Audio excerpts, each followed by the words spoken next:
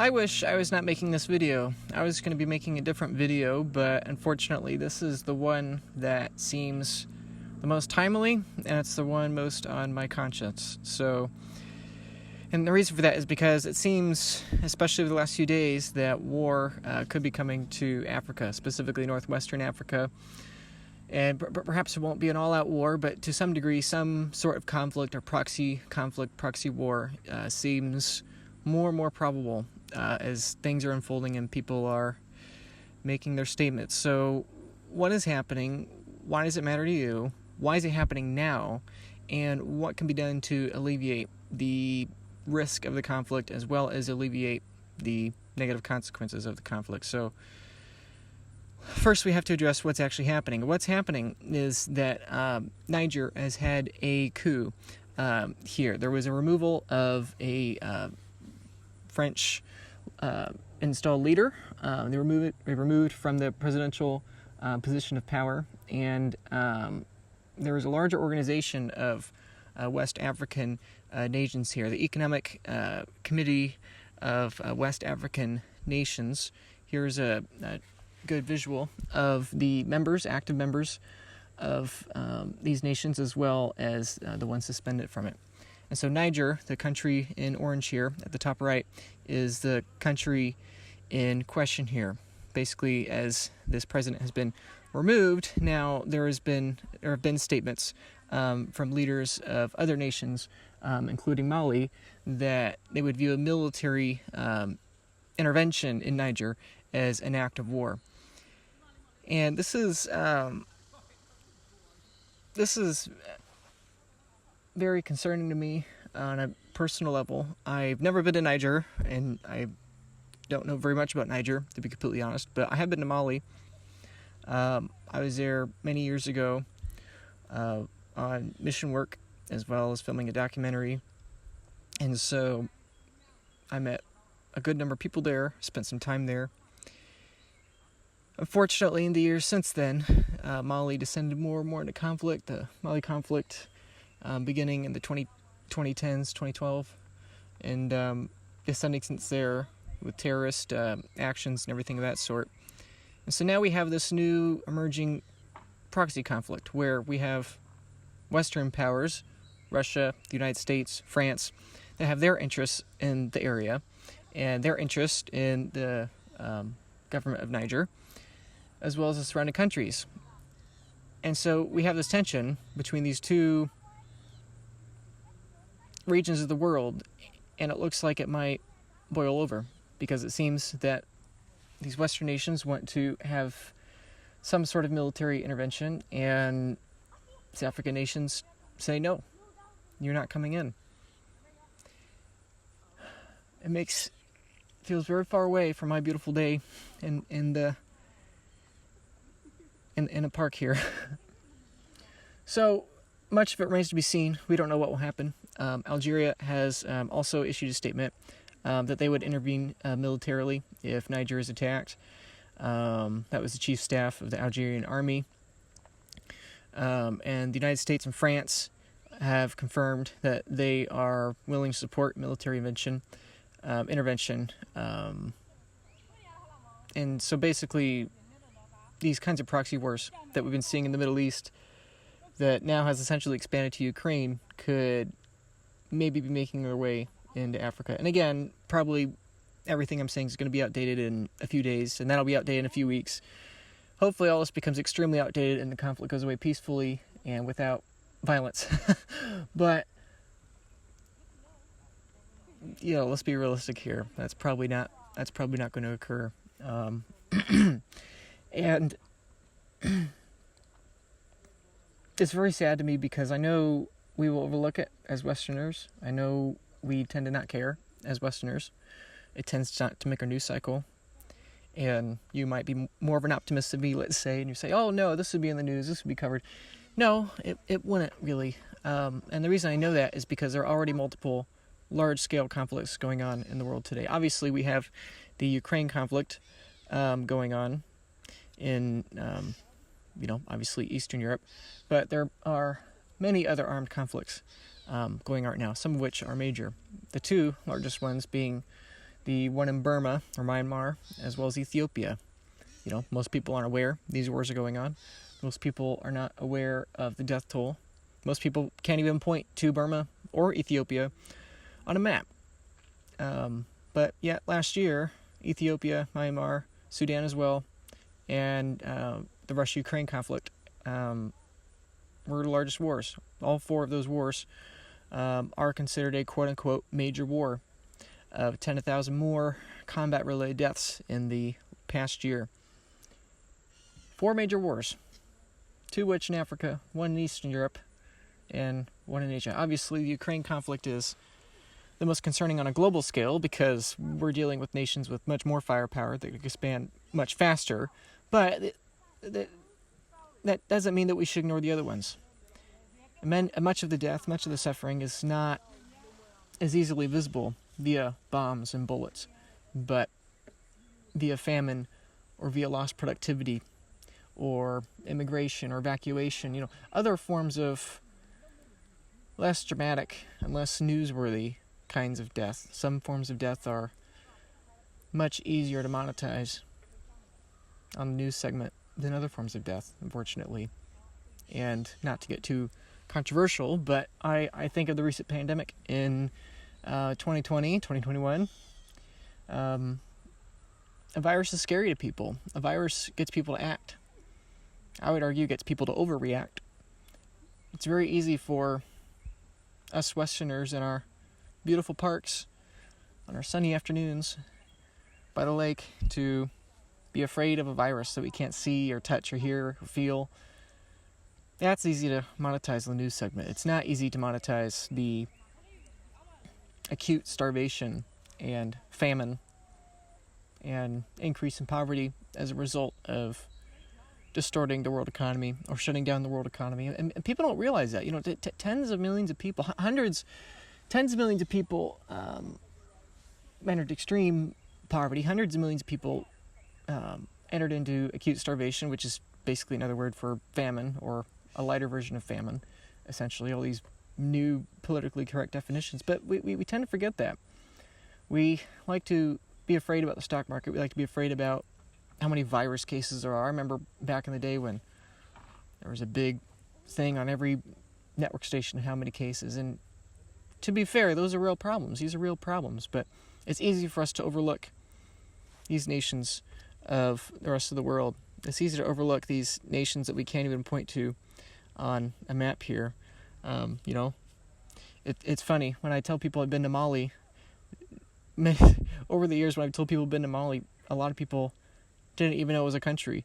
They're thinking Mali as in the name M-O-L-L-Y. They're not thinking Mali as in M-A-L-I. But, yeah, real people live there.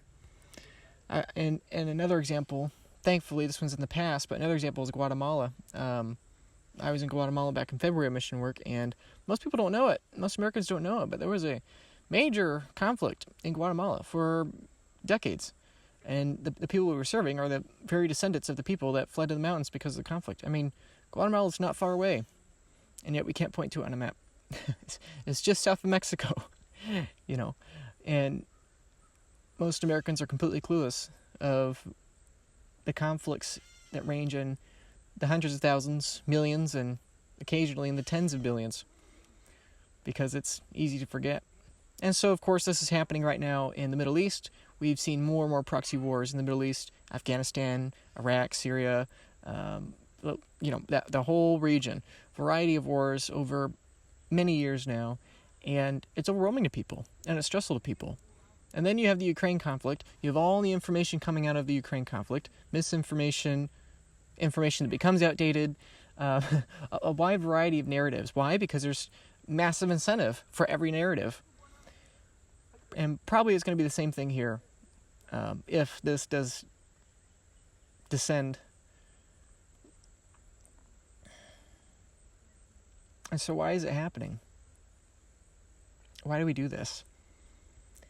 And really, it's very simple. It's painful and it's frustrating because I gave a lecture on this literally a month and a half ago. I was gracious enough to be invited out to Toronto. That's where I got this shirt. Mission Destroy Fiat, Bull Bitcoin. They're not my sponsor.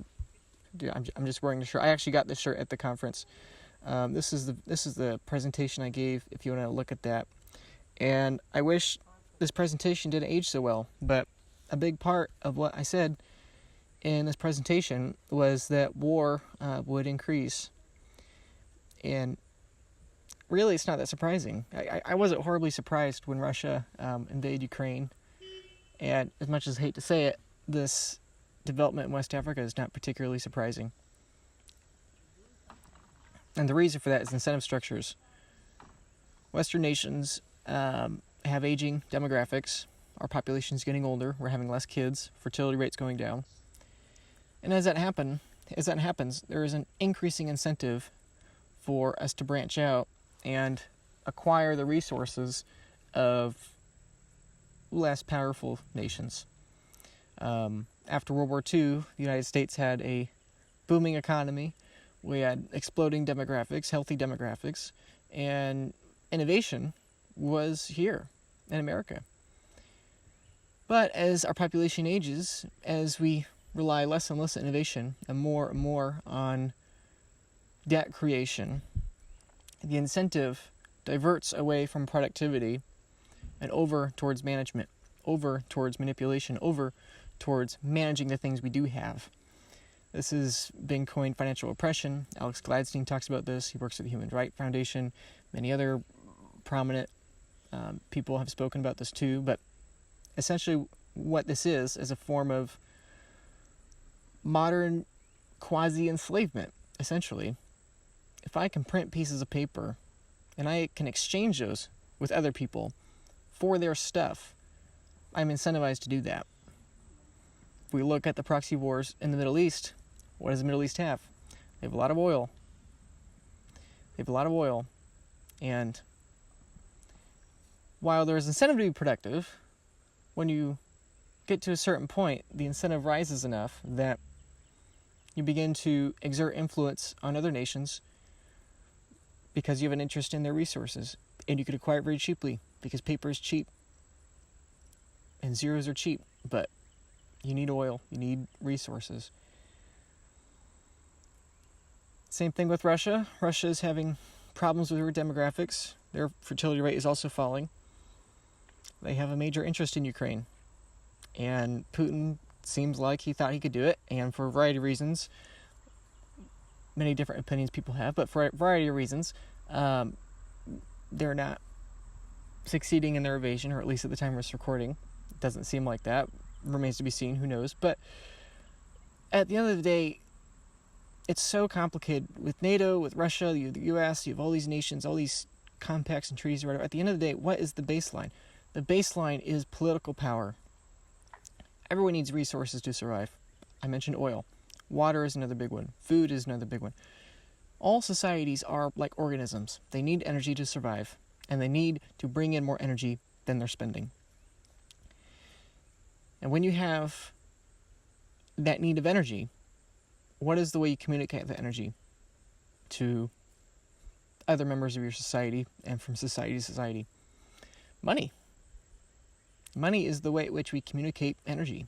It's the way at which we communicate what is valuable. It's the way we communicate what things take more energy to acquire than other things. And unfortunately, the best technological solution we've had to this, up to this point in time, is entrusting our governments to create said currency, distribute said currency, and manage said currency so that it retains some level of scarcity in relation to all the things we require. Oil, food, water, shelter. And we need that because if the money is infinite, then there's no way we can accurately communicate the relative energy of these things. And so we trust the centralized governments to enforce that scarcity. And to be fair, it works. It works better than barter. It's why we use dollars. It's why we use pesos. It's why the world has over 100 different currencies of all these nations, and we exchange them because it is better to barter between 100 different nations and 100 different native currencies of those nations than the thousands and tens of thousands of different of different goods and services and commodities. It's much easier to deal with 100 fiat currencies, which really there's like 5 major fiat currencies, 4 or 5 major fiat currencies versus everything else. It's still a form of barter, essentially, between one political energy versus another political energy, but it's more efficient. But here's the problem. That currency needs to be backed by something. What's it backed by? Let's take the US dollar. It's the best fiat currency, as in the least bad fiat currency. What is the dollar backed by? Well, the dollar is backed by energy. It's backed by political energy. It's a political currency. What is that political energy? It's the Constitution. What is the Constitution? Well, it's the governing structure of the United States. It is our economy, and it is the force of a gun. If you don't use our given political currency, you go to jail. What happens if you refuse to go to jail? Well, there is a gun involved. The energy that backs various forms of currency are the guns that protect that currency. And what makes the guns valuable is the economy that backs those. And so the problem here, the real problem here, the fundamental issue is that we have this massive resource misallocation. Since World War II, we have distorted resources over many years as the United States has been able to, and other nations, create currency, offload those currencies to the developing world, other areas of the world. We are able to get more resources for the cost it takes us to create that currency. And so then there's this imbalance. And as this imbalance grows, and the tension grows, compound that with poor demographics or increasingly poor demographics, you have this tension that boils over and it begins to bubble. Now, thankfully, as a consequence of the nuclear bomb, we have not had World War III. Nations are too scared to go to war with each other because the energy destruction compared to the energy expenditure has radically changed. We were bombing Japan for months. The United States was bombing Japan for months at the end of World War II. They didn't surrender. They were going to kamikaze us. They were going to put up as much resistance as they possibly could against the United States and the Allies for invading Japan. But as soon as America figured out how to deliver the nuclear bomb, all of a sudden, the energy cost to win went from here down all the way to there. And that's why they gave up. They realized that we had just increased our energy efficiency by orders of magnitude. And so, again, as a result of that, we've not had a major global war, but now we've had these proxy wars. And there's no sugarcoating it. I think it'll just get worse.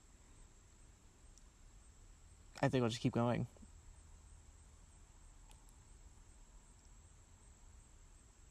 I mean, Ukraine is a big deal. It's a big deal. It's basically the largest threat of war we've had since the Cold War. Global war, obviously. Now we have this skirmishes in West Africa, and who knows how large it gets?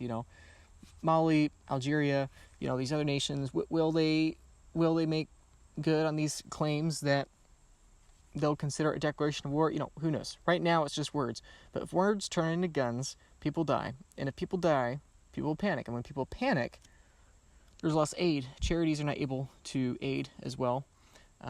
Refugees, migrants, and the poorest are always affected the most. And that's true with printing money. That's true with war. So what's the alternate? What's the optimistic spin on all of this? Well, I mean, not too much. I don't know.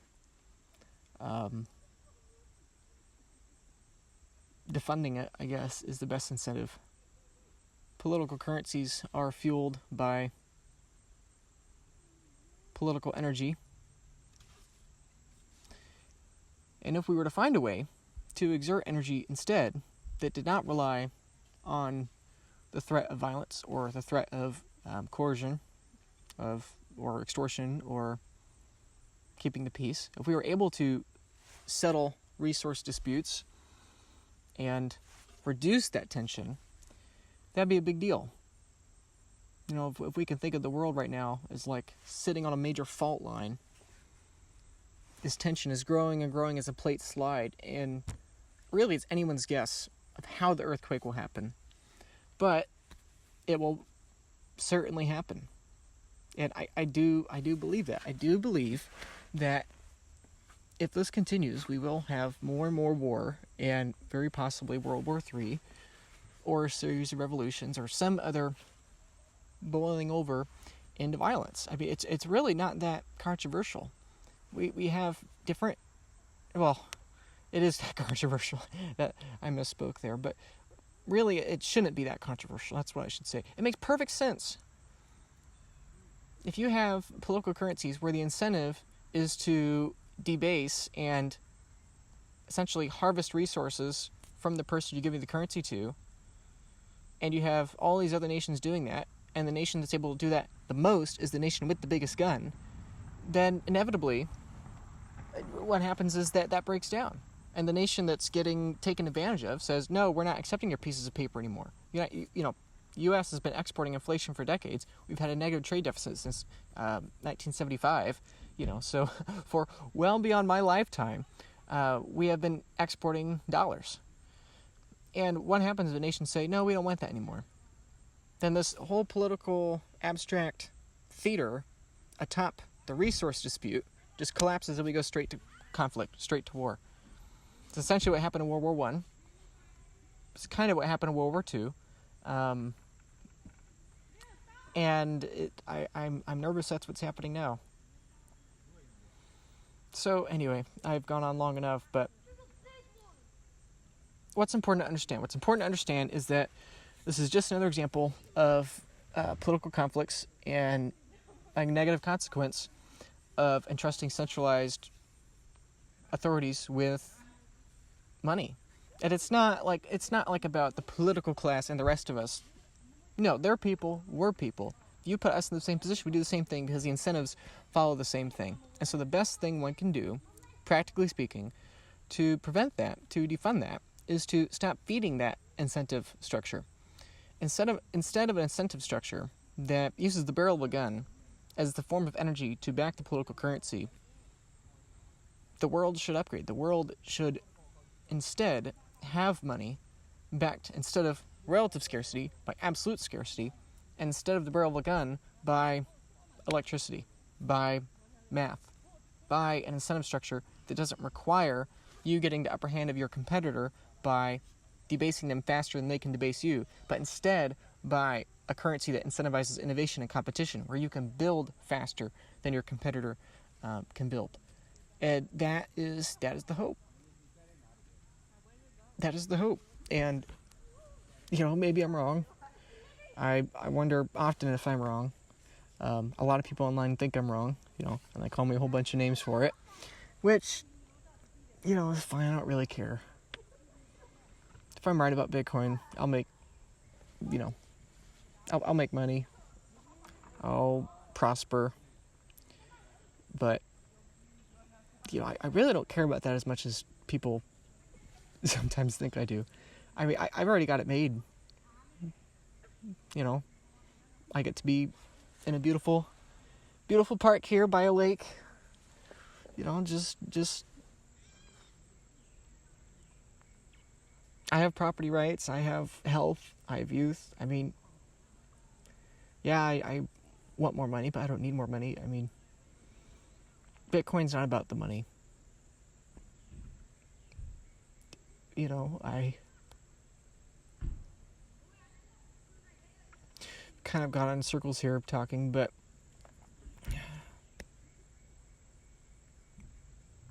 I just want it to stop.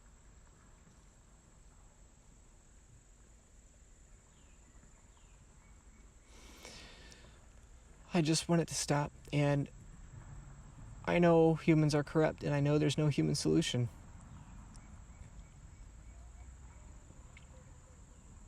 It's my pinned tweet, actually, on my Twitter profile. Let me read it. That's a good That's a good thing to read.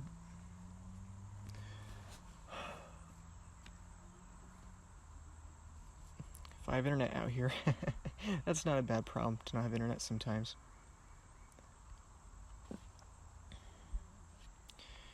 Humans have a 4,000-year addiction of printing monetary energy, and we have zero hope to fix the addiction by having a different human in charge.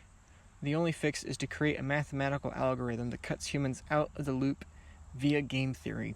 The top contender is Bitcoin, and that's why it's a big deal. It's my pinned tweet. And people ask, Luke, why, how are you so sure Bitcoin's going to $1 million, $10 million, $100 million a coin? It's like, well, that's why. Bitcoin is a system that doesn't require human intervention, doesn't require oversight. Why are these governments wanting to intervene in Niger? Why are they wanting to do that? It's because if you can control the politics, if you can control those who make the laws, and those who make the money, and those who distribute the money, and those who exchange those resources in distribution for the money. It's so obvious.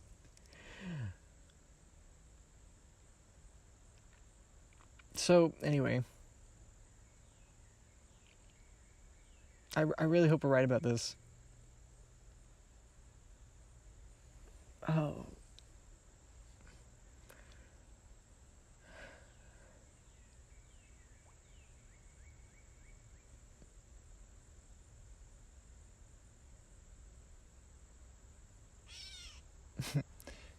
Hey, buddy.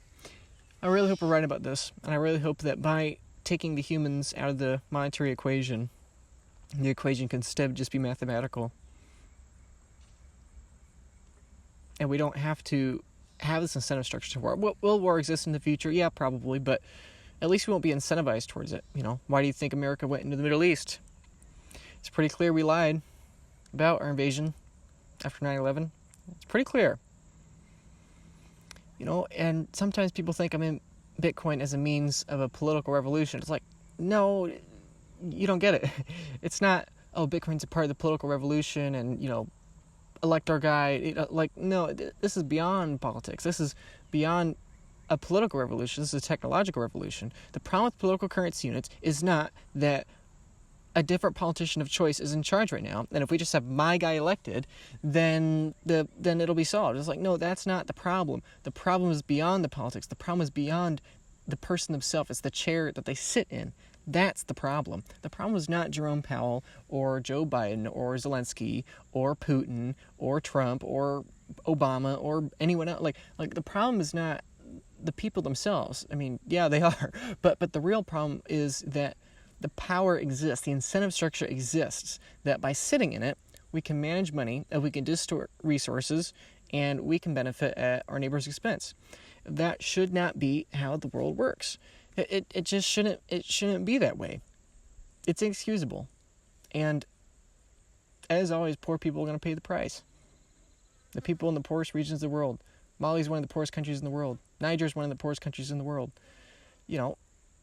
They already have enough problems. They already have enough conflict. They don't need war especially war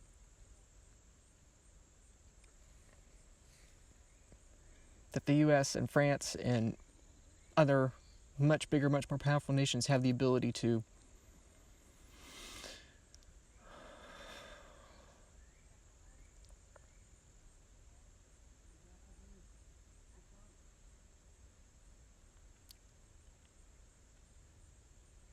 I'm really pessimistic on bonds.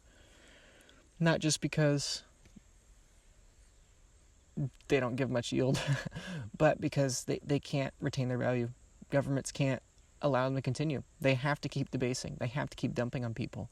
They have to keep diluting them. And it's like, what do you think is going to happen?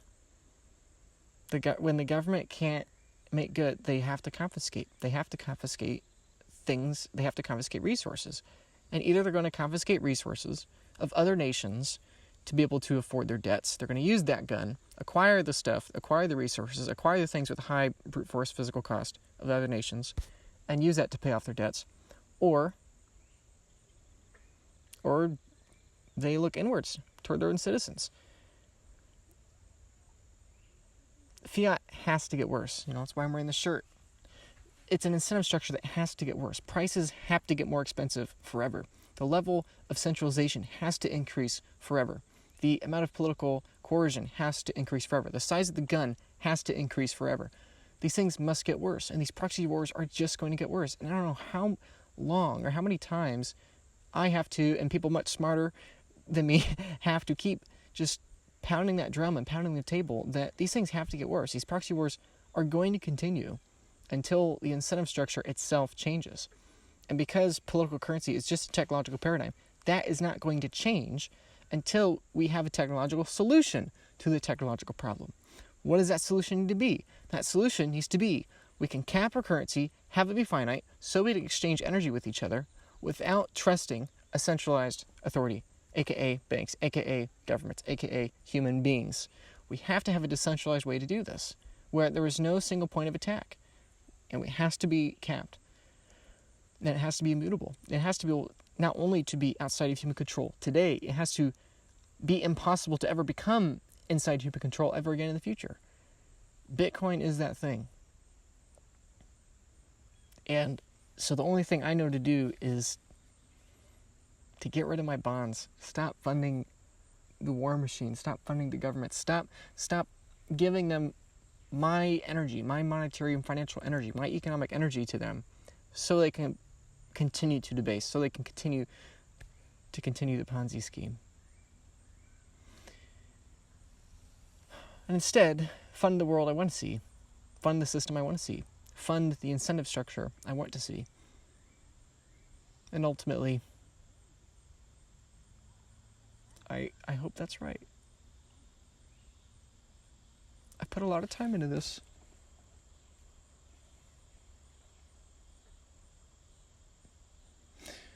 A lot of my time, a lot of my energy, a lot of my brain power, and yeah, my money too, but my money's the least important part.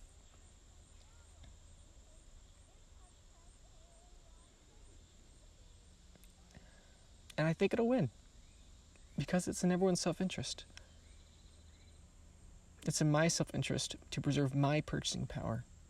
It is in Hal Finney's was in his best interest to hold his coins.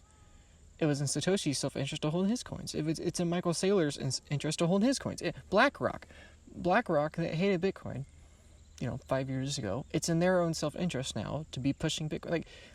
It's in everyone's own self-interest to preserve the incentive structure that cuts out humans. And that's the only way it can win. It can't win any other way. With Fiat, it's us versus them. My interest is not your interest. My interest is to produce more debt, produce more bonds, produce more currency. And that's not your interest. It inherently can't thrive. It inherently can't work. It's a zero-sum game. There is no hope there, monetarily speaking. The exploitation will continue until it turns into violence. New paradigm is set where new exploitation can begin. It's pretty brutal.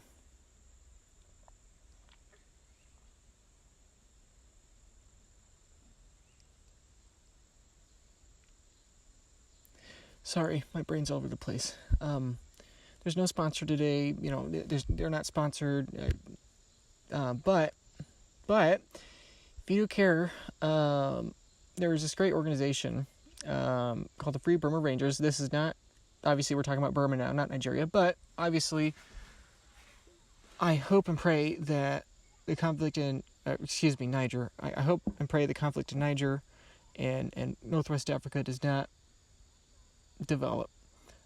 But right now, there is conflict, as I said earlier. Ethiopia, Sudan, Burma, many other nations, obviously, that we didn't get into, Syria, and many other nations with smaller death tolls. But if you want to make an impact somewhere where there currently is a war, currently is a conflict, this organization, the Free Burma Rangers, they have an excellent documentary out. You can donate as well using Bitcoin. And from everything I've seen with this organization, I've watched their film, I've watched many of their YouTube videos, and from everything I can see, they're an honest, reputable organization, and the funds are used very efficiently. I know a few people that or within the organization. Yeah, that's one way to help. Another way to help is to pray. Another way to help is to buy Bitcoin. Defund the proxy wars. Defund the incentive structure that produces an ever higher incentive to be the one in control of the button, in control of the chair of the creation of monetary energy. Take the chair away. Make the chair an exponentially smaller part of the world's wealth. And before you know it, proxy wars will be less and less incentivized.